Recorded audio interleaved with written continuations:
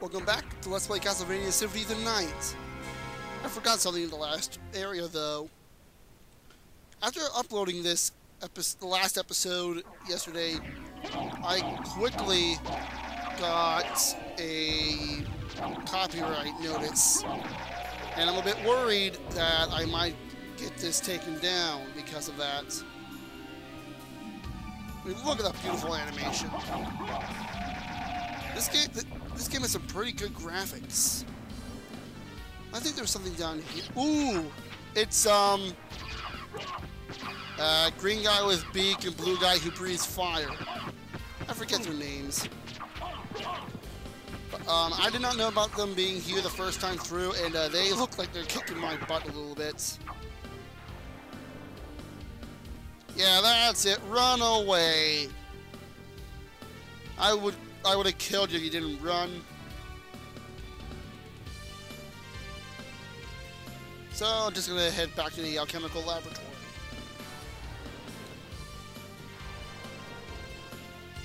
The enemy placements sometimes change, not very much though.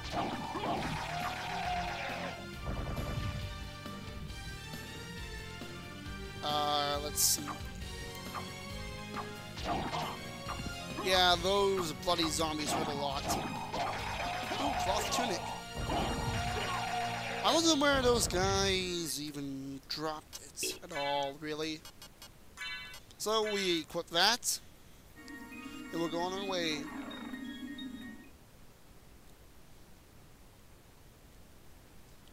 I guess you can call those hallways equivalent to the elevators in Metroid.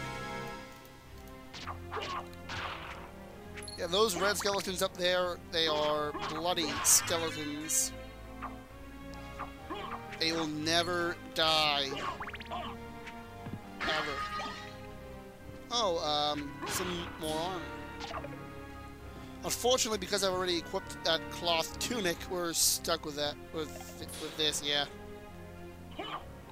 No matter how much damage you do to a bloody skeleton, it will never die, ever. Yeah, it's clearly evident that I'm a bit rusty. Spikes are not good. There, I almost used an item.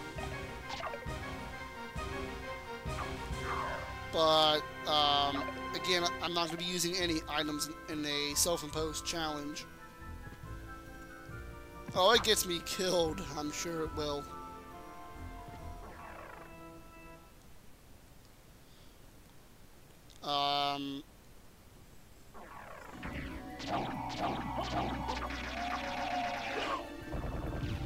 Let's see. I completely lost my train of thought. But as you see there, I'm editing out visits to a save room, because those are like 10 seconds I don't need to show. Unless the first time I'm using this to show you where it is. Eventually I'll be cutting out long sections if I'm traversing the same area multiple times. About a year ago I started playing this game, and I mean after seeing Metroid Other M, Shadow of the Colossus, God of War, the graphics still impressed me. And it was around this point that I actually noticed how good the music was. Much better than some other games, like Ace Combat 4, where I really didn't notice how good the music was until I've already beaten the game, really, almost. Here we find another save room. I remember how to save now.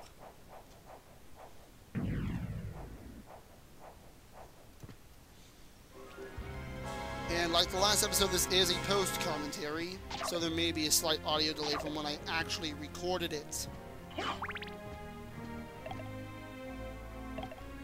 But here I try to get on that little lift.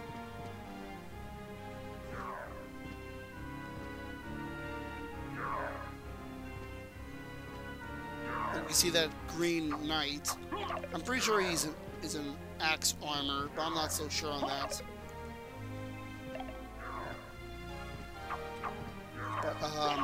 But, blue meter, if you're not sure what that is, that's how much magic you have. It's used for various things like casting spells or transforming in the case that it does consume some MB. And actually, later on in the game, I'll be using the wolf form to travel a lot, and especially when I get an upgrade to make it go faster. But I'm getting ahead of myself a bit, and we finally get a shield. And apparently I forgot where you equip the shield from.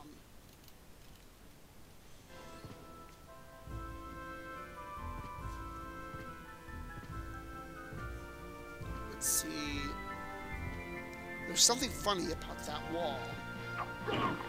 Since I'm not going to be using the fairy familiar who detects walls, or false walls. And we get a life max up. We'll be needing that. And apparently I missed that one candle I could have actually broke. Fairy can also use items on you to heal you or restore statuses. Yeah, this wall's fake too. Heart max up. Absolutely useless. Since we're not using any sub-weapons. Which was probably going to bite us in the butt in the beginning of the game. Because I remember a couple bosses I could only kill due to spamming that throwing knife I have right there. Which is actually my favorite sub-weapon. Well, the book second. And those guys up there can poison you. You take more damage and you deal less while poisoned. These guys are actually worth a good chunk of experience at this point.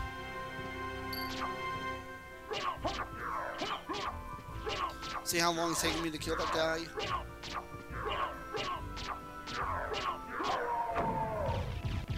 I'm surprised I actually dodged that. The heart number is green if you have enough hearts to use that sub-weapon. There's one in particular you get access to starting at the end of the game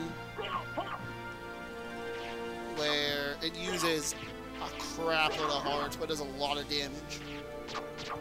Well, I think it does a lot of damage. I never really used it outside of one boss battle because I thought it looked cool.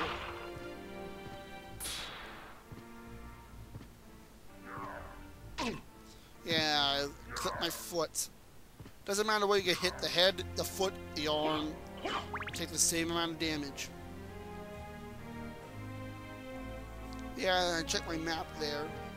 I've actually highly considered putting a map showing our current location in the corner of the screen. But because I have Windows Movie Maker, because I'm not willing to shell out any money, really, you just get this. In fact, for Terraria, my death count, that actually does some extensive editing on the part of me. I have actually going to make a video to keep it consistent, and I'm not going to get into specifics there.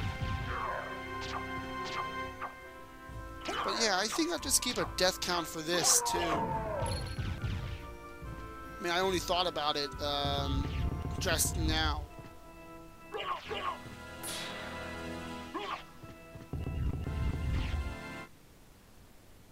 I'm not sure how many deaths in the future I'm going to cut out, though.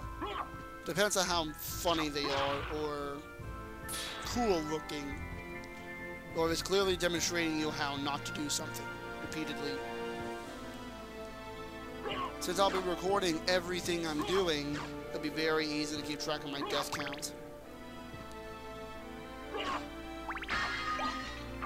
And the cloth cape. Our first cape. And once again, I forget what you equip it from.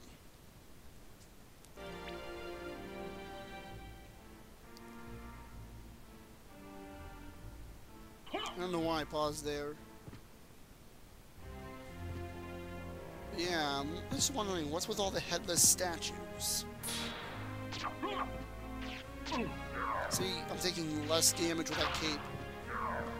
There's actually one cape we'll get later in the game that's going to be completely useless to me because not only does it have less defense than another cape, but it also has a function that we're not even going to be using or taking advantage of, rather.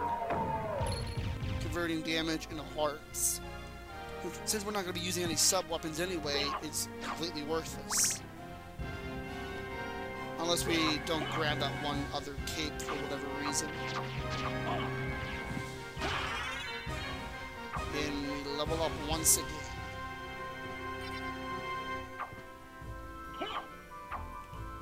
If you do some save scumming or save state abuse, or your pick, you can have a level 60 Alucard that's much more powerful than a level 90 Alucard.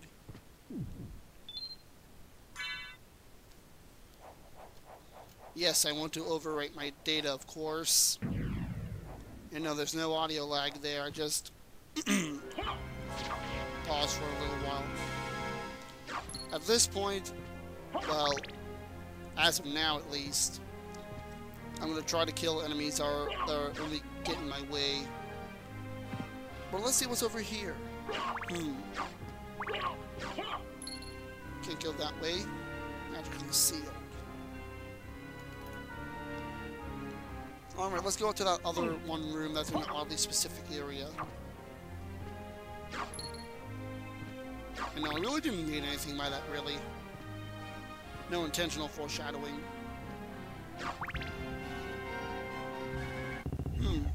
The music stopped. The door closed behind us. Do I hear flapping? Oh, great. It's blue guy who breathes fire and green guy with a beak again. And I accidentally used that sub-weapon there. But I think accidentally using it once is perfectly acceptable.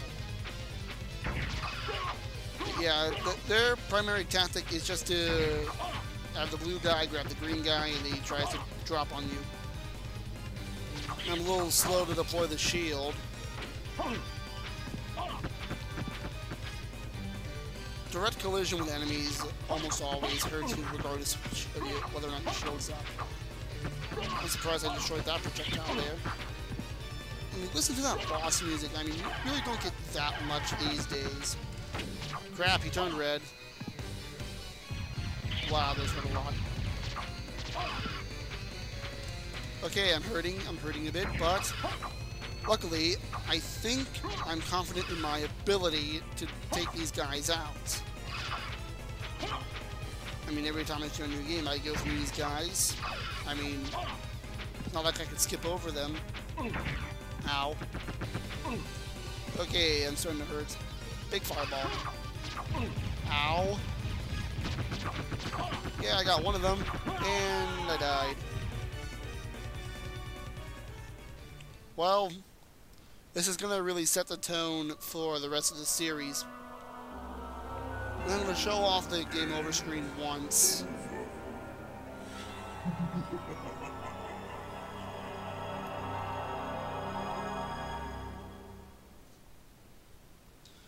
I mean, that's what we're going to be seeing a lot for the rest of the series. This is King of Arlia, signing off. Have a good day.